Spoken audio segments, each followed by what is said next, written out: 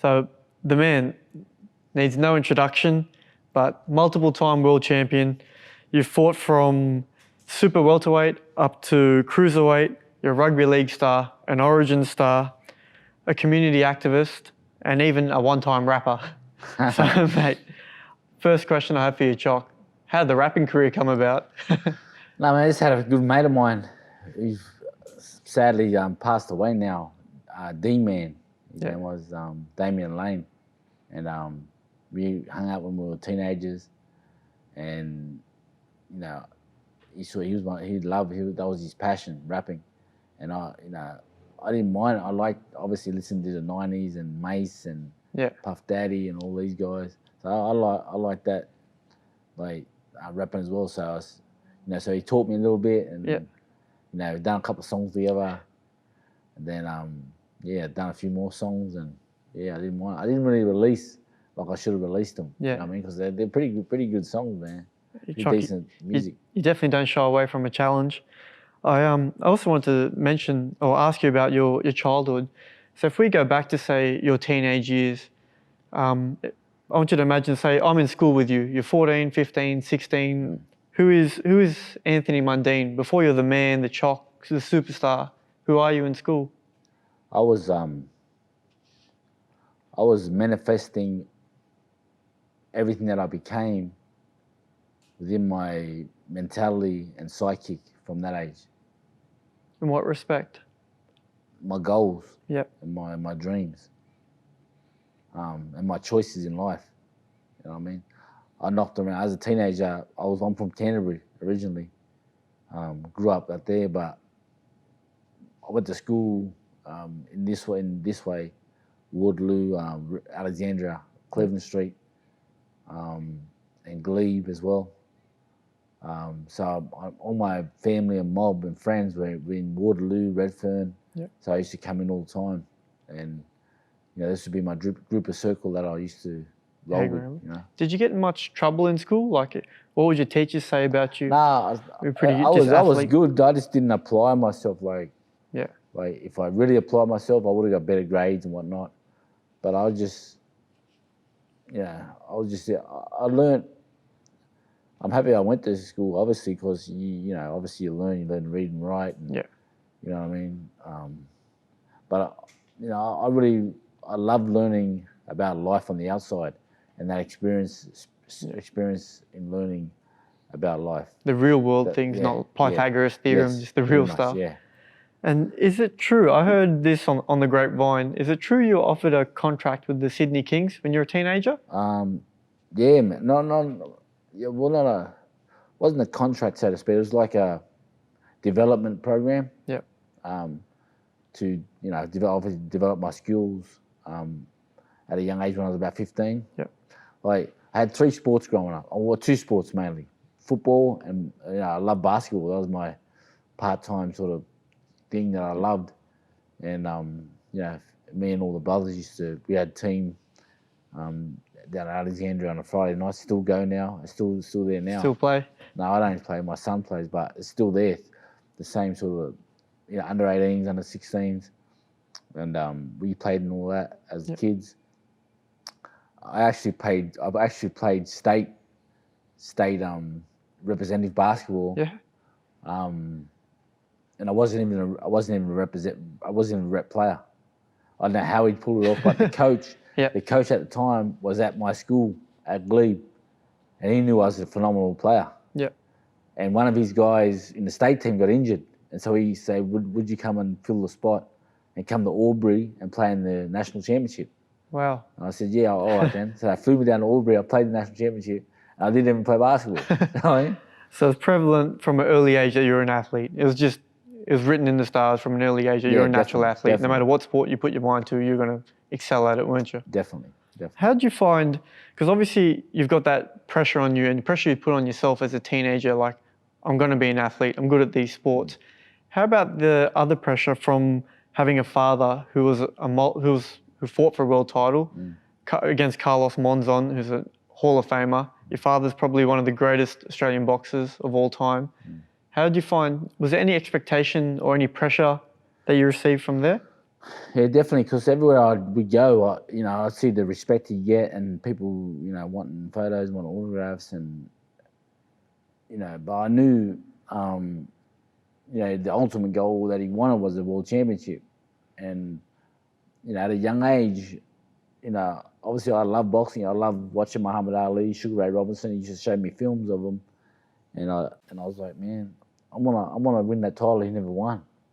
Probably in my era, like when I was like in champion and stuff, my dad would have been champion probably 3-4 times over, but because he come from a very strong era, where there was pretty much one champion out of all the fighters, not so many belts. He would have been champion way over many times, but I wanted to fill that void and win that title he never won. And that was my sort of belief within my own sort of goals and dreams from a young age.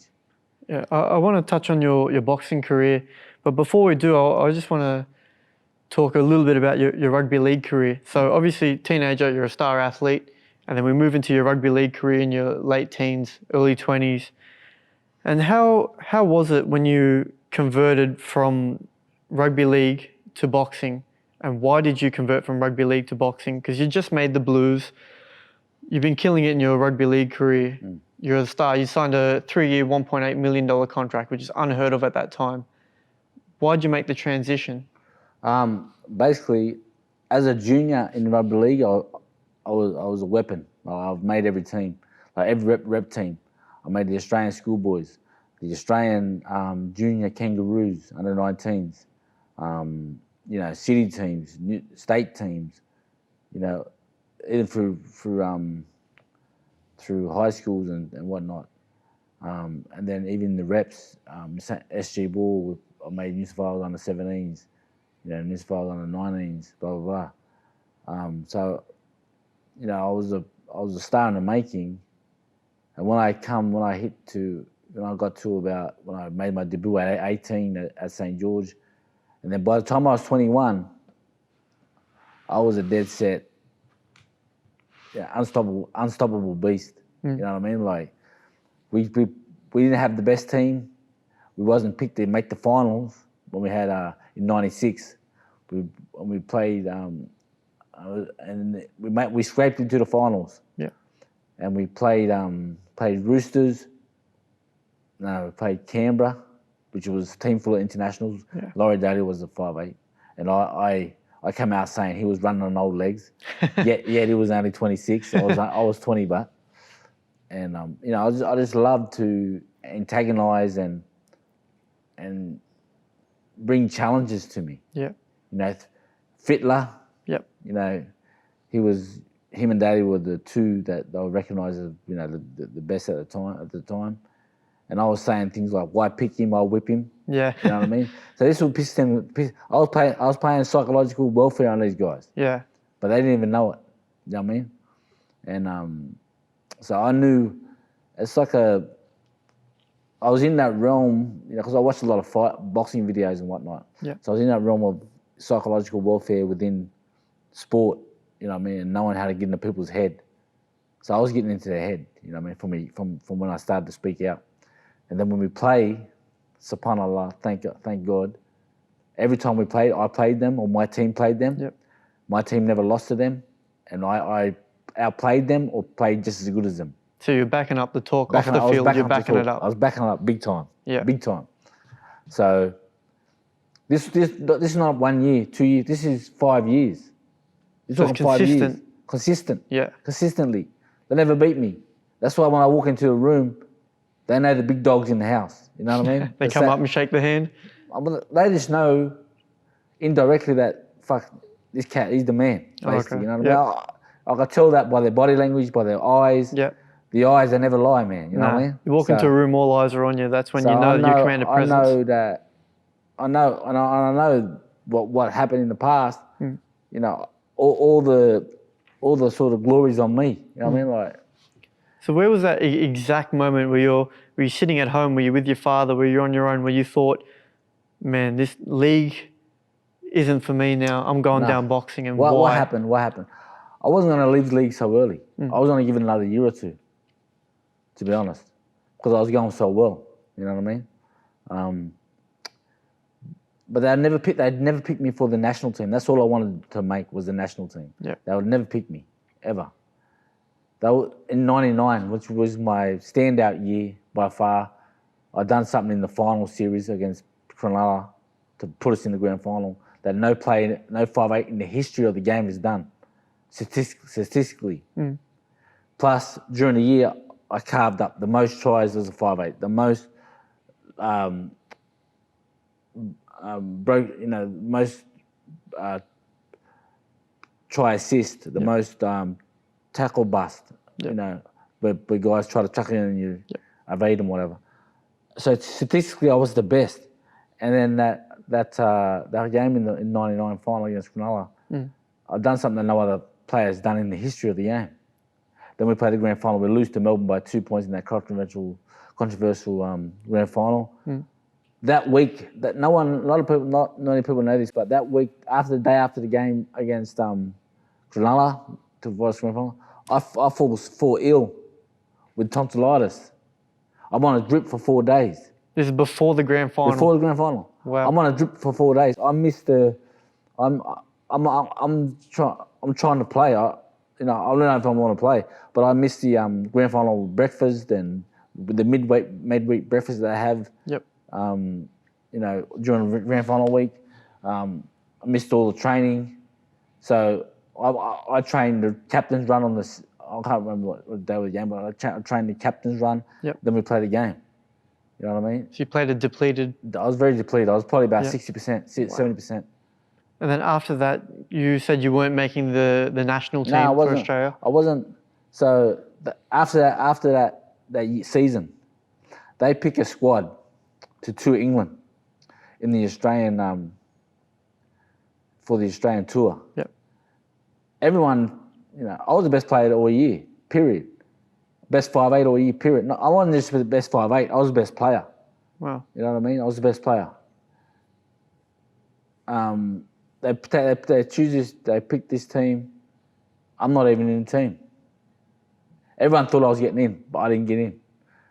About 3-4 of our players got in, but I was the best player on the team. I was the best player in the league. You know what I mean? But because of my mouth and certain things I stood up for, stand up for my people's plight and my mouth. Yep. I reckon that was a power play by them, by the hierarchy. Yep. To, we'll let him wait. We'll pick him when we're ready, basically. Like, I had no doubt I was going to get picked eventually. Yeah. But I was, I've been knocking on the door since '96. You know what I mean? Now we're in '99, and you guys still picked me out. I was pissed. Yeah. I was pissed, and I was going to leave. I wasn't going to play the next season. I was that pissed. Wow. You know what I mean? But then I thought about it. I went away, said, you know what? I'm not going to let them beat me. I want to come back. I want to put in a great pre-season, come back and carve up again and leave them no choice but to, choose me, pick me for the Australian team. Yep.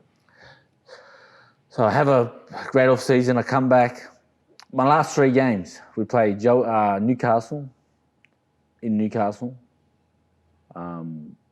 Canberra, Daly, then Fittler at Wollongong. He had your spot in the Australian team, didn't he? He was near the 5'8". Yeah, 5'8". Yeah. Or Daly. Yeah. Both of them. So we beat Newcastle, I carve up. We beat Canberra, I carve up, score an amazing individual try. Yep. We beat Roosters, I carve up, and scored a match-winning try to beat them. Yeah. We win by 2 points in Wollongong. They were up by like 12 to 16 points. Then they're picking the Anzac Day test team that night. Daly Fittler's out for injury. So everyone's thinking, Chock for sure. Man, bro. 100%. This is your chance. I'm getting phone calls, when you make the most of it, blah, blah, from close friends and family. It's like, yeah, sweet. And then then they picked the team. I'm not in the team. They picked Matty Johns, Yeah. who was a good player. Don't get me wrong, but to what I was playing at, not just Matty, but nobody was near me. Yeah. No one. It was chalk and cheese. You know what I mean? And so I was like, nah, that's jacked up, bro. I was devastated. I let it sink in for a bit, man. I said, you know what? I don't want to be here. I want to get the hell out of here. Wow. So I jumped on a flight. Next couple of days, no one knows, not even my parents, my mum, no one. Only my good mate and manager at the time, Coda Nasser. Yep. Take me to the airport. I'm out. I leave to go to America, and I stayed in contact with a family that I got billeted out to over there. I toured the West Coast when I was 15, playing basketball, and I stayed in contact with the family. So I went and saw them, went via Canada because I'd never been to Canada. Yep. So I wanted to go, went via Vancouver, flew down there, stayed there for a week, and then come home. And when I come home, fucking obviously they were writing when I was away. Fucking I'm with Osama bin Laden. I'm here, there, everywhere. Yeah. Just taking the mickey. Typical media. Yeah, taking the mickey out of me. And I come back and announced my retirement. I said, you know what? I've thought about it. Mm-hmm. I need to get away, clear my head, and take a balcony view of the situation. And I'm out, yo. I'm starting my own career in boxing. I'm gonna be champion of the world. And they all thought I'll be back in a year or two. Yep. You proved them wrong. Proved them more than wrong. So that was the catalyst. You had 3 good games in a row against your opposition, and then they chose the Australian team for the answer. Not just 3 games, but this was coming over 5 years. Okay. You know what I mean? But what happened in '99 when they didn't put me on the tour? I said I'll come back and I'm not going to let them defeat me. Yeah. I'm going to come back and put in a medal season and carve up again. So I do that. The last 3 games was against their so-called best. Yep. You whooped them kill all. them. Yep. And then they're still not picking me. You know what I mean? Like, come on, bro. Was it because you were standing out? Was it because you chose to speak your mind? 100%. 100%. There's an actual quote that came out. I don't know if you can find it, but Bill Anderson from the Dogs, he was the coach, I think, at the time. And he said, I didn't get picked because of my off-field characteristics. No, I didn't drink. No. I didn't smoke.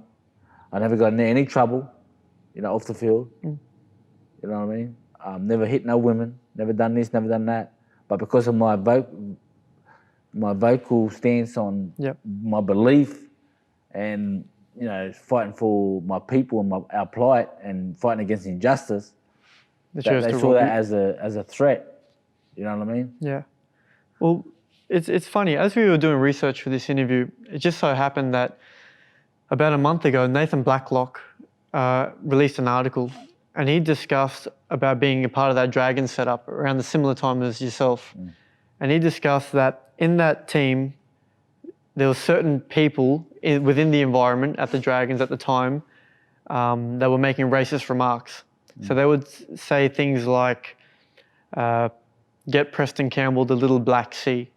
So comments like that, he said, drove him out of the game. The racism drove him out of the game. It helped. He lost his passion for the game. He lost his passion for the club. Did you experience similar things at the Dragons or even in league at the time? Yeah, of course. I mean, racism's always prevalent, always about, you know what I mean? We're never going to kill racism.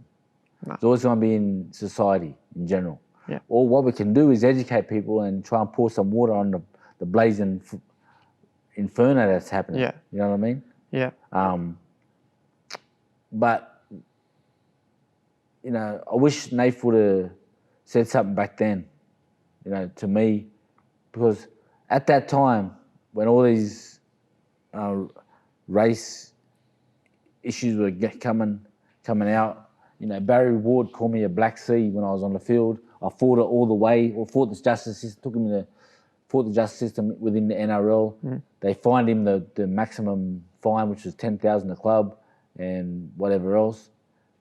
But then, they appealed it, blah, blah, blah, and they halved the fine and this and that.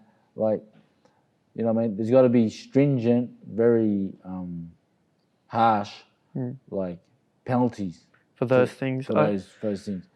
in order to combat it. But in saying that, bro, back in them days, all this stuff they're talking about now, which is great, I think it's great for like Latrell Mitchell, Yep. Foxy Carr, who else? Cody Walker, Yep. all the brothers, like, you know, you got a bit of a group that sticks together, Yep. but it's sort of a fashionable thing. To be Black Lives Matter. Yeah, in the realm of things right now. Yeah. Back then, I was doing a 1 out. There was no one with me, nobody with me. I was doing a 1 out. That'd turn guys against me. You know what I mean? Like some of my people, like Ricky Wolf at that time, Preston Campbell at the time. You know, they'd turn them against me. How would they turn them against you? Well, if I come up saying something was injustice against our people, they'd get another black fella to say it's not. Gotcha. You know what I mean? Yeah. You know what I mean?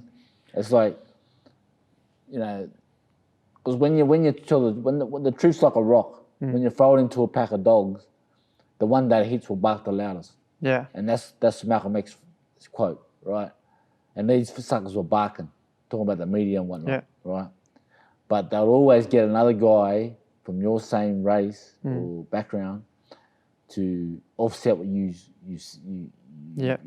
made right. So it makes you look like the odd one out. Yeah.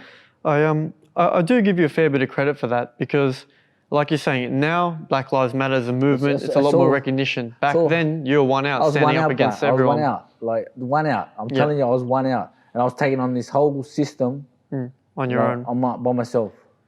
I'd like to, on that standpoint, as you're taking on your own system, or the system on your own, and as you're transitioning from rugby league into boxing, I kind of wanted to touch on the start of your boxing career. Just take a little bit of a different route on your pro debut. So you're making your pro debut. It's televised, it's main event, it's pay-per-view, everyone's watching it. How are the nerves in the back room? Because anytime you have your first fight, you're nervous. Yeah, let alone being on pay-per-view in front of everyone, in front of thousands, against a guy who's got 20 pro fights. Yeah. How are your nerves? The thing and they're saying I'm hand-picking. This guy had 20 fights. I had no fights. Yeah. You know what I mean? Like, I've only had 4 amateur fights when I was a kid, but I had no fights as a professional. This guy had 20. Yeah. You know what I mean? But I knew my ability. I knew what I could do. You know what I mean? And the nerves, I feel I'm built for that stage. Like, I'm a cut from a different cloth. You thrive under pressure. You know what I mean? Not just thrive under pressure, but I'm built for that shit. Like, that's what I was born for. Yeah. You know what I mean? Okay. I find that interesting because obviously with certain fighters I've been a part of, usually their first fight they're just nervous. I've seen a lot of fighters go to water. Like I said, you can look $1 million in the gym. You know what I mean?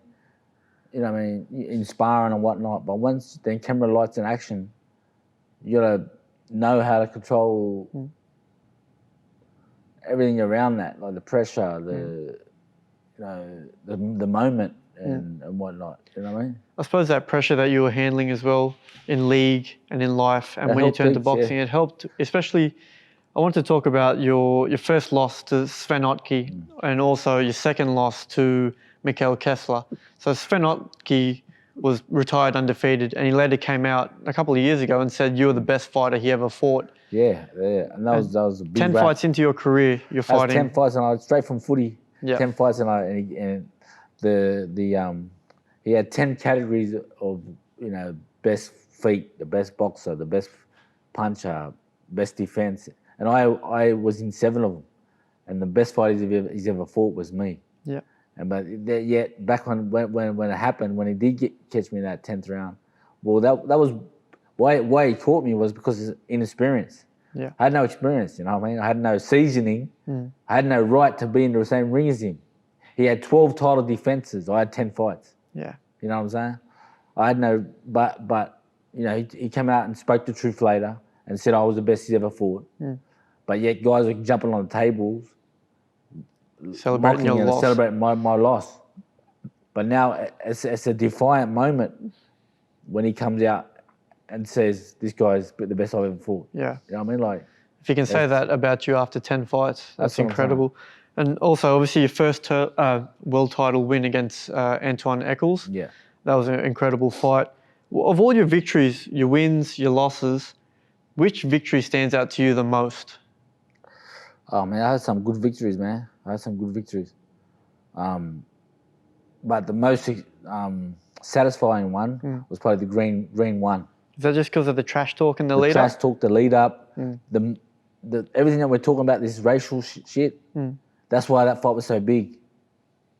Because it was a black and white thing. It wasn't a sporting thing. Was it a black and white thing? Did you make it a black and white thing? 100% it was. He was a great white hype against this loudmouth black fella. You know what I mean?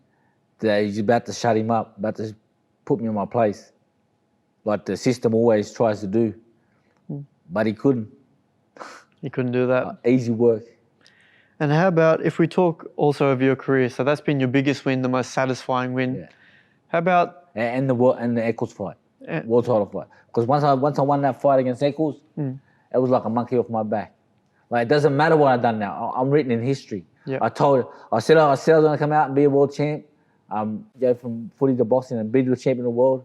No one believed me. From that moment, I was champion of the world, recognised worldwide as the WBA super middleweight champion of the world, and nobody could say anything after that. So whatever come after that is just bonus. You'd achieved your dream. I could have retired that night, and my legacy be set. Did you have any moment where either before the Antoine Eccles world title fight or after, where you thought to yourself, man, this ain't for me, this isn't working, I might go back to league? There's no moment where you thought, I'm going to go back? No moment. When I lost to Archie, people thought, like, that's it. You know what I mean? Like, what's he going to do? I was on a plane trip. It was a long trip home. I remember it pretty vaguely. And because it took us a couple of days to get home because we stopped in Greece. And then we flew from Greece to Germany. I mean, from Greece to Macedonia to one of the Asian countries, and then home. Yep. So I thought a long way. And then, you know, it's either you give up or you keep pushing on. You know what I mean? What you gonna do? And when I got off that plane, and the media was there to meet me and ask me, "What are you gonna do now?" I said, "What you mean? I said, just a lucky shot. I ain't gonna do that. That ain't nothing. I'll be still champ." Yeah. That was my mentality, and that's why I achieved what I did. Because you stuck to the game plan. You didn't, when things got difficult, things got tough, you didn't look for the easy option to go back to league where you know you could still dominate. You were relatively young. Yeah. You stuck to the game plan. How about, of all the fights as well, your biggest regret? Is there any regrets among any of your fights, your boxing career? Probably my regrets, man, is maybe not trying to go to the US and get that market at a younger age. Yep. You know what I mean? I think, you know, when I beat Antoine Eccles, I should have went over and try and take out some of the other champions. Yep. And look to, you know, not just stay in Australia, you know. Yep. Obviously for some unbelievable fighters like Mikkel Kessler. Oh, of course. You know, even Sammy Solomon was a beast. There's a lot of great fighters, you know, with the Archie, but yeah, I just wish I could have went over there a bit earlier. And how about in terms of retirement? Because I know you've discussed this numerous times throughout your career. After the Jeff Horn fight, after the John Wayne Parr fight, you said it was all done and dusted. You'd given everything you had to the sport. Why are you going again? And because I say this, because you've lost 4 of your last 5 fights. Well, really? You're 45. Yeah. Why are you still going? You've proved everyone wrong. You've proved the naysayers wrong that you couldn't box, you couldn't win a world title. You've done it. Why? Even Barry Michael, an Australian boxing legend, almost pleading with you on his podcast to say, "Chock, like, don't go again. You've done it. You've done it." That's why I'm going to shock him and rock him. Yeah. That's why I'm going to shock him and rock him. Because I'm not supposed to win. You know what I mean? And I will. Just proving people wrong. Well, the thing is, Denny Green fight number 2, I'll win. John Wayne Parr, I'll win. I'll win them 2 fights. I've lost how many? Not as many, obviously. You know what I mean? Yep. So there were 2 fights that you know, they give it to them, but I know within my heart, and them fighters know within their hearts, I won. You know what I mean? Yeah.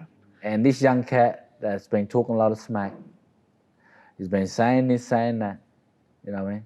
And he thinks he is what he isn't. Even at my age right now, I'm gonna shock him and rock him. We're talking about Zarafa here. Zarafa, Yep. that's the cat we're talking about. What message would you have to Zarafa if he's listening to this today? I got no message to Zarafa. I got no message because he ain't on my level. Not even now he's not on my level. And he'll never be on my level. He's trying to get to my level. He's trying to be the young Mundine. The cocky, brash, confident, charismatic, flamboyant, explosive athlete. But I'm telling you, if that fight goes down, that he's done. It's all over for him. I'm telling you, name me the dream trust Rafa. Well, it's going to be an interesting fight because he is young, he is hungry. Doesn't matter how he's young powerful.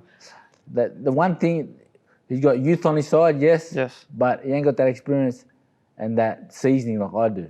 But Chuck, do you see why all the legends of the sport want you to give it away? Like they have a level of admiration and respect, and even care for you and what you've done. Yeah. Those who know you respect you for what you've done in the game, and they just don't want to see you go through and unfortunately be like some of the other fighters who you see at every event. They're old, they've been through it. They're unfortunately on the worst side of boxing. They're a little bit punchy and things like that. Do I sound punchy? Nah. But Do I sound punchy? Nah. Come on, man. But people don't want to see you. They have that admiration and respect for you. They don't want to see you fall into that. They know I've done everything that I needed to do in order to do that. But this is about me. Like, I don't care what y'all got to say. You know what I mean? This is what I want. This is what I want to go out on my terms. I'm going to go out shocking and rocking them like I just came in. You know what I mean? And that's how it's going to be. Like, period. I'm going to beat this cat. After this, I'm going to get offers galore. I know I'm going to get offers galore. Timmy Zoo's out there. Another young brother is coming through. You know, there could be a world title shot. This guy's ranked number 5 in the world. I'm taking everything he's got. Taking everything he's got, including his manhood and his skill set. Well, it's clear to see you definitely haven't lost your confidence in all these I'm years. telling you, man.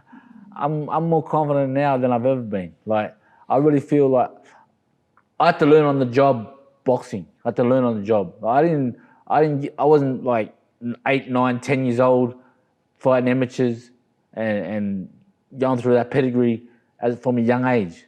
Yeah. You know, so if you're starting at 5, 6 years old, by the time you're 35, you're nearly 30 years in the sport, you're shot. Yeah. Bernard Hopkins started when he was 25. I started when I was 25. He was champion of the world, dominating the youngsters at 49. But there's also the reverse argument of how he went out. Unfortunately, getting hit out of the ring. I know what I'm worried about. Obviously, if I don't perform like I think I'm going to perform, it's done for me. You still believe you can do? But I know what I'm capable of. I know what I can do. You know what I mean? And what I can't do. And I know I can beat this cat. Okay. I wanted to also touch on the team you've had around you throughout your boxing career, because obviously it's been very successful, and God willing, as you're saying, it'll still continue to be successful. You've kept the same team, so your father's been there from day one. Yeah. How has that impacted you moving forward from being a novice in boxing to a world champion, having that same team and your father around you? That's great. I've got some help along the way, but my dad's always been my number one man, you know what I mean? But I've got some help, you know, of different methods of fighting. Roy Jones Sr., a couple of Australian fighters I get tips from. Yep. You know what I mean? Like, you know, because you're consistently learning. You can never be perfect in boxing. No. You know what I mean? You're consistently learning new things. So I got a lot of help from a lot of different people. You know, within boxing and you know around the traps. How about your family? How have they supported you throughout your career? Oh, they're great support. I mean, they're inspiration, motivation. You know what I mean? Do they drive you? Is that what drives you to keep going? Not now. Not now. Back then, yeah. Yeah. But not now. And now it's all done. And obviously, there's one of the big controversies of your career was when your conversion to Islam. Yeah. And obviously that made headlines for whatever reason. It's your personal thing. it should be no one's business. But if you don't mind touching on that, how did that conversion come about? I had Coda Nasser was a good friend of mine at the time. You know, he was obviously a Muslim, but he gave me the Malcolm X autobiography. So I love Malcolm X, and I read that a couple times. I had to read it a couple times to let it sink in. But his story was phenomenal and amazing, and so I started to learn about Islam, to learn about the fundamentals of Islam and whatnot. Then obviously I'm Aboriginal, and I wanted to learn about our culture and our beliefs as Aboriginal people. So matching them both up, they're pretty much identical. You know what I mean? The belief in the one God. Obviously, the Aboriginal blackfellas didn't know about Muhammad and didn't come to him down here at that time, but had the same belief as, and the laws, tribal laws, are pretty similar to Islamic law. Okay. You know what I mean? So it was just a perfect fit at the end. Perfect fit, and just the oneness of God, bro. The oneness of God. Like I had the big, I had nothing against no one, but we grew up. Well, I didn't grow up, but we was forced upon to believe in Christianity and Jesus as being the Father and the Savior. You know what I mean? And ultimately being God or a part of God. You know what I mean? Yeah. And the whole 3-in-1 concept of the Trinity and all this. I wanted to learn about what was we believing at the time when I was younger, and it didn't sit right with me from a young age, from a young teenager. So I didn't really bother with that too much. I just believed in the one God, and then Islam come, confirming that, the belief in the one God, and the creator of the heavens and the earth, and everything that I read in the Quran made sense, and it was black, it was black and white, you know what I mean? So it made, really made sense to me, and I sort of gravitated to that. And the more questions I asked, and the answers I got were on point. Has it given you? It looks, as I watch your interviews, and I see, even after you've discussed a loss or a victory, you always say, "Praise be to Allah," and you always say, "It's God's will. If I lose, it's God's will." So it sounds like religion has given that spiritual aspect to your life where you accept things as they are, rather than dwell on them, dwell on a loss, dwell on whatever goes wrong in life. You accept it. Mate, your life has been written as a Muslim. We believe your life has been written before you're even born. You know what I mean? So whatever has been planned out for you is going to happen. You know what I mean? It's been planned. The only way you can, change that plan is to do dua and salah, pray to God and ask Him for this or ask for that. But Allah knows what's best for you, even when you don't know. Yeah. Yeah. I'll definitely agree with that part there, 100%. When anytime you're nervous or you're shitting yourself, first person you look to is God. I don't get nervous anymore. Not even for fights? Not even for fights. At all? At all. You don't? I get to be anxious, but I'm not nervous. Okay. Is the anxiousness, isn't that what keeps you sharp? Because you feel that, normally from my experience, the nerves and anxiety for me, like I need them because they keep you sharp, they keep you alert, you're very aware. Yeah. You don't find the same for yourself? Not really, because every time you're in the gym, you're prepping for a fight or whatnot, you got to be thinking about the whole aspect of a fight game. You got to be sharp, you got to be alert, you don't want to be hit. Certain things you go to the gym, you might have got hit with a couple of shots here and there. You must say, how do I not get hit? How do I make the adjustment? You know what I mean? You always got to be on your game. You got to bring an axe to a mosquito. You know what I mean? Yeah. And I'll get anxious, obviously, because it's the moment and whatnot, but nerves, I don't get nerves. Like, just built for it? Like, I just, Hasbillah, it's all in the hands of the Creator. And inshallah, Allah give me the power and strength to do what I do. Yeah. That's a lovely perspective to have on life and on the hard moments of life. Man, like, if you have like God's, if you have a power, like a higher power within your life, no matter what it is, whether you believe in, I mean, I chose Islam because I believe it's the truth. But whatever you Christian, Hindu, whatever you may be, you have a higher power. You're a lot more content. You know what I'm saying? Content with your life. Content with you know, you don't get down as much. You know what I mean? You don't go in them depressions states, and you don't have bad energy. Definitely puts your spiritual health at Yes, ease. spiritual health, yes. I wanted to talk also about the community work you do. So this is something that mainstream media very rarely, if ever, cover about you. They'll talk about the things that you've said in the past, the things that cause controversy, and they're out there for everyone to see. Everyone knows them, but no one ever talks about the things that you do in the community. So in the research for this interview, I talked to about, say, 12 to 24 people who know you or have met you or have had dealings with you in the past. People who've sparred you, been in your camps, people who've walked up to you randomly on the street. Not a single person has said a bad thing about you. Not a single one. They all said, man, he embraced me. I came up to him. Can you take a photo with me and my kid? He shook my hand. He took a photo. There was also parts where Ben McCulloch has been inspiring with you. He said you're unbelievably humble to deal with. Not a single person. Young Jaden Bawan, who you've been sparring, he has also said things like, he's given my number. You're like a little brother. He's like a little brother to you now. So those elements of the media, those elements of your personal life and who you are, they're never covered in the media, are they? No, they never. Well, it doesn't really sell, or you know what I mean, or they portray me as the villain, the bad boy, the cocky, brash, entertainment Mundine. You know what I mean? That's trying to sell tickets for a fight or something, whatnot, or is up himself, or arrogant.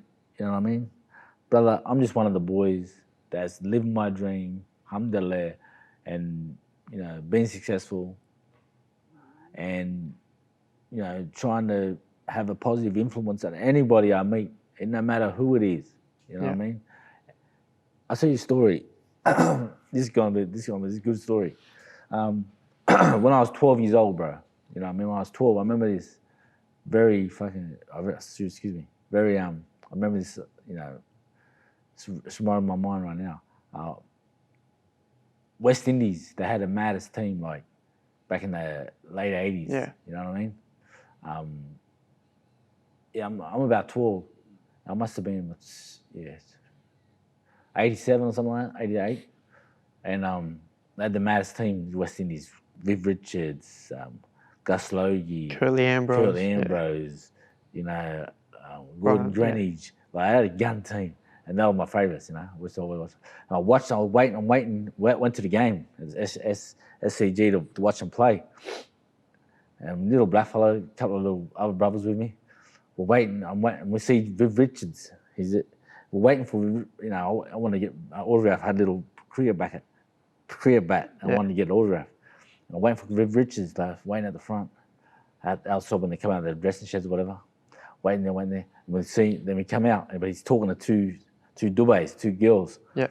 And waiting for another 5 minutes, 10 minutes. I gotta go. So I went up to him, I said, "Oh, Viv, can you sign this for me, man, please?" He goes, he sort of stepped back and goes, "Can't you see I'm busy?" Like, talking to the girls. I'm like, "Fuck, are you serious?" Like, to myself, "Are you serious? Who are you?" I said, "Well, don't worry about it. Don't worry about it then." Wow. Like, I was like, then I walked from that moment to myself. I said, because I had a feeling within myself I was going to be successful, like I was going to be somebody.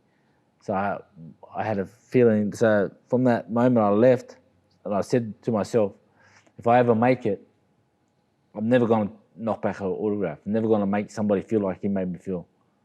You know what I'm saying? From that day on? From that day on, bro. Well, I can definitely attest to that, because anyone who's spoken to you has said that you are genuine, you're humble, and you're easy to talk to, easy to get along with. Yeah. And this leads us into the final part of the interview, where the mundane mindset of a champ. So please tell us a little bit about that. Well, it's me and my brother boy, Timmy Duggan, who I met when he was about 17. I was about 17 in Sydney. He came down to play basketball from Darwin, and he's chasing his dream just like I was. And anyway, he does a lot of great work. He had Hoops for Health back in the day, using basketball to promote healthy living, healthy lifestyle, and getting people motivated and inspired or whatever. But we come up with this mindset of a champ. So me and him, we done our first sort of workshop with the mindset of a champ. Basically, going through my story, going through my mindset. How do I overcome certain obstacles? How do I overcome? How do I reach the success that I got to? Through my mind. In certain situations. How do I make the right choices? What do I do? Just in-depth sort of background on my psychic philosophy. Yep. You know what I mean? So we got our first gig up in NT workshop, but then the COVID hit and whatnot, so it sort of slowed it down. Yep. But I really want to motivate, inspire people to be the best that they can be within their genre. You know what I mean? And we changed a couple of lives up there, bro. Like a couple of a lad from TI, from Tiwi Islands. Timmy went over to Tiwi